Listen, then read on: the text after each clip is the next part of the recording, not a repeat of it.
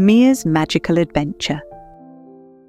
Mia is a young girl who loves to explore.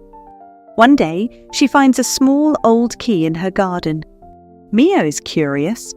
She wonders what the key opens. Mia looks around and sees a tiny door in her backyard. She uses the key to open the door. Inside, she finds a magical land with colourful flowers and talking animals.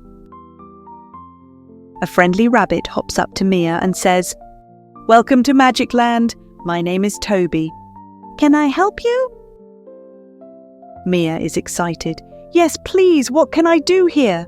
Toby says, "We need your help to find the golden apples. They make the flowers bloom." Mia and Toby search the magical land.